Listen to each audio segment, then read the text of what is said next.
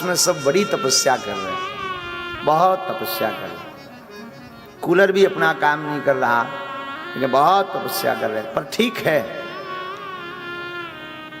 पंडाल के अंदर गर्मी है तो कानों के द्वारा मन के अंदर भागवत कथा की शीतलता तो पहुंच रही है,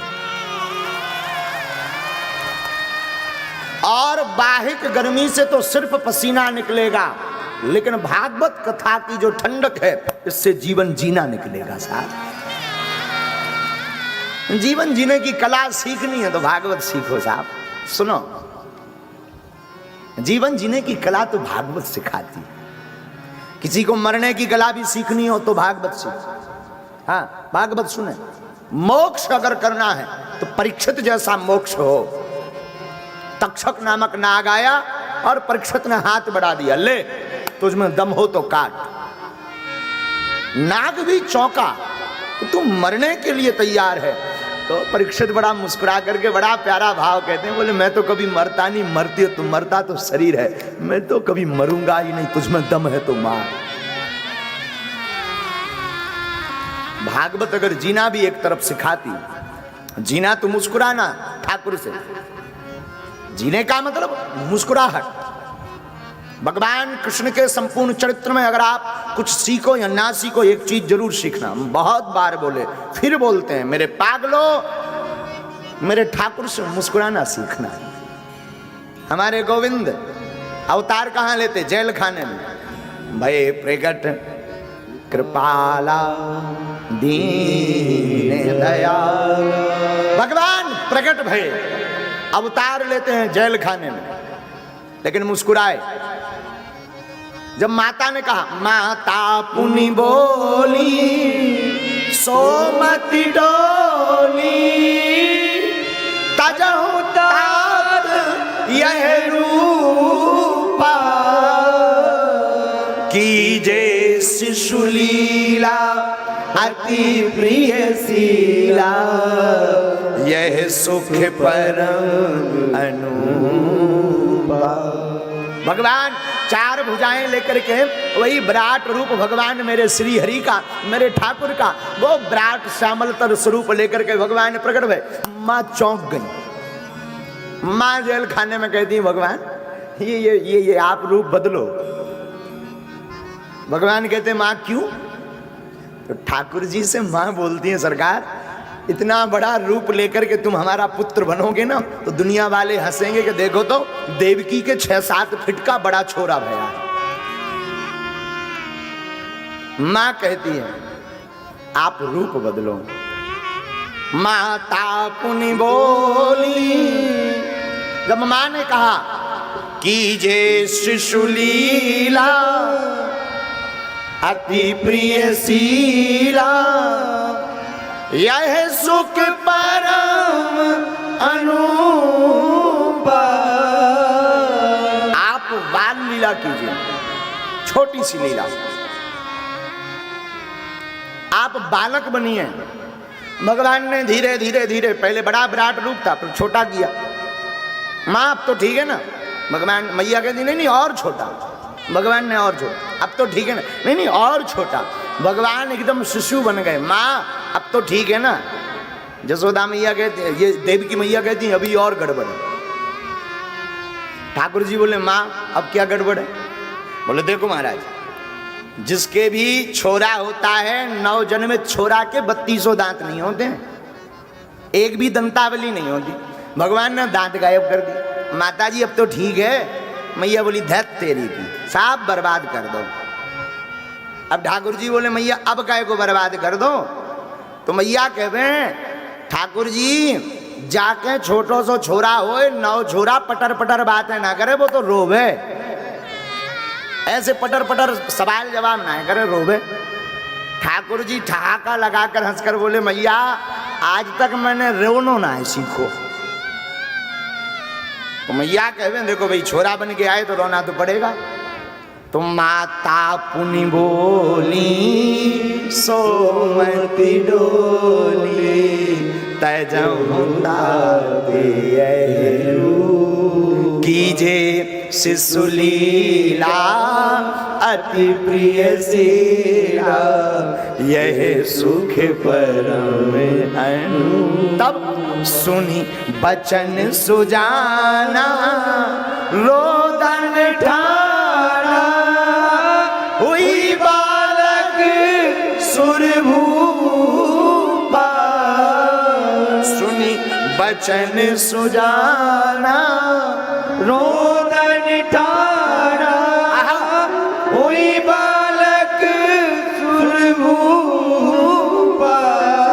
यह चरित जगावै हरि पद पावै, तेना परे भवकूप। आहा, मेरे ठाकुर तुरंत मां के कहने पर रो पड़े।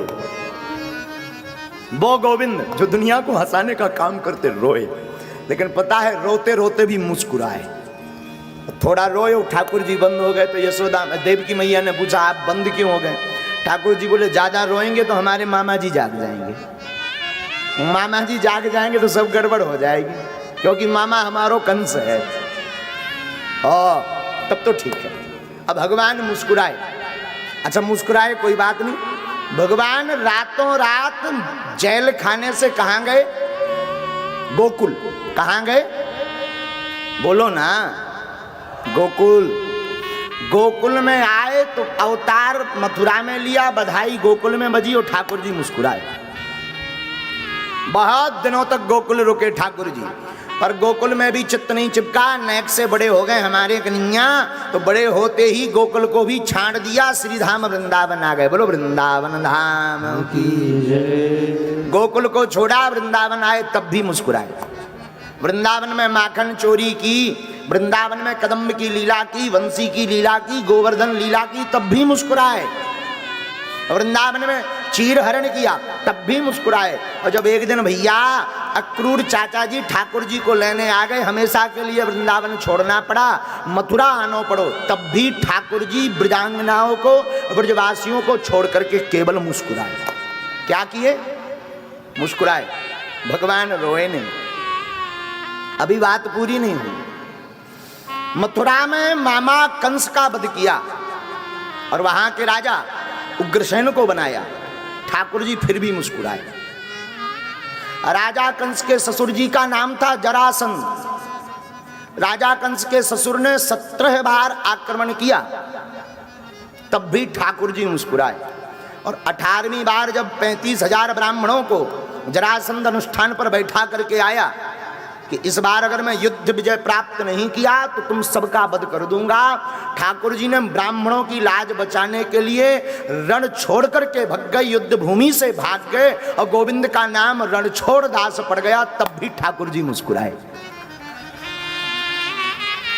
लेकिन अभी रुकना, रणछोड़ बने सो तो ठीक है, हमारे प्रभु द्वारका आए, द्वारका के राजा बने तब भी मुस्कुराए। और 1-2 शादियां तो सबको ही कर लेता है, हमारे ठाकुर जी ने 16,108 ब्याह किए, तब भी हमारे ठाकुर जी मुस्कुराए। 16,108 विवाह किए सो तो ठीक है, जरा रुकना, सभी जितनी 16,108 रानियां थी, सभी रानियों को 10-10 संतानें हुई, 10-10, 1,61,080। इतने तो ठाकुर जी के केवल पुत्र भय, तब भी ठाकुर जी मुस्कुराए। अभी बात पूरी नहीं हुई। 1,61,080 इन पुत्रों का विवाह हुआ तो इनके भी 10-10 संतानें हुई। अब जरा गुड़ा भाग करते रहना आप सब, तब भी ठाकुर जी मुस्कुराए। ब्रज छूटा, ब्रज की याद आई, तब भी ठाकुर जी मुस्कुराए। द्वारकापुरी में समुद्र के किनारे अपने ही पौत्र पौत्रों को आपस में लड़वा करके मरवाना शुरू कर दिया, तब भी हमारे ठाकुर जी मुस्कुराए। और अंत समय में जब एक बहलिया ने ठाकुर जी के चरणों में तीर को मारा, तब भी हमारे ठाकुर जी।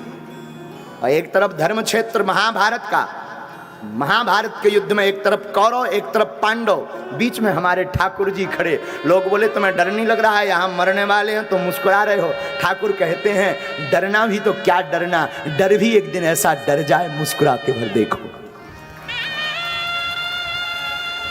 पूरे जीवन काल में हमारे ठाकुर जी ने मुस्कुराना नहीं छोड़ा। और इस बात को लौकिक व्यवहार में अगर मैं सिद्ध करके बोलूं, पुराने जमाने का कैमरा किस किस ने देखा? अब तो अलग जमाना आ गया, अब तो हर मोबाइल में कैमरा है। पहले एक वीआईपी स्पेशल कैमरा होता था गांव में, एक आध व्यक्ति के पास, एक व्यक्ति के पास। अब वो कैमरा लेता था तो उसके भी बड़े हाव भाव होते थे। शादी के लिए फोटो जानी हो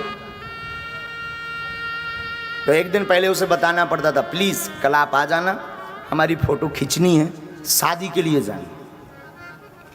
सुबह से ही व्यक्ति तैयार होता था, पता नहीं कब आ जाए। तो 3-4 बार पाउडर वाउडर लगाकर और बालों को ठीक ठाक करके, कपड़ा छू मत लेना कपड़े, अभी प्रेस करिए, करवाए और ठीक ठाक करके बट में कैमरा वाला अपनी स्टाइल में आता था। उसके भी बड़े रुतबा होते थे उस जमाने में। वो आता था, चाय वाय उसने पी, फिर कैमरा निकाला, फिर उसने कपड़ा लेकर के साफ किया, फिर व्यक्ति से कहता था ठीक है खड़े हो जाइए। और वो खड़ा होता था तो पता है क्या बोलते थे? कैमरा वाले को एक शब्द सीखना पड़ता था, भले ही गांव का गवार हो, एकदम ठस, ABCD ना उसे आती, हिंदी का एक अक्षर ना पढ़ाओ, नाम के लिए भी वो अंगूठा लगाता हो, लेकिन कैमरा खरीदने वाला वो व्यक्ति एक अक्षर सीख ही लेता था। क्या? Please smile. क्या बोलता था? प्लीज स्माइल, आप मुस्कुराइए। और हम लोग तुरंत दांत निकाल लेते, ओ कैमरा वाला, ओ खींची फोटो, खींची, ओ कैमरा वाला गया। रील का जमाना, तुरंत तो देखने मिलती नहीं थी, 2-4 बार उसके घर पे चक्कर मारने पड़ते थे। भाई बन गई? आज नहीं कल, धुलने गई है रील, धुलने जाती, आज नहीं कल आना। अब फिर जब फोटो आती थी, जो अपनी ही फोटो जब व्यक्ति देखता था, ओह इतनी सुंदर। साधुओं, इस सूत्र का, मेरे बताने का, मेरे पागलों, मतलब ये है, थोड़ा सा मुस्कुराने से जब फोटो सुंदर आ सकती है, जिंदगी भर मुस्कुराते रहिए, जिंदगी भी बहुत अच्छी आ सकती साहब। आपका जीवन भी बहुत अच्छा आ सकता है। तो जीना भागवत सिखाती, मरना भागवत सिखाती।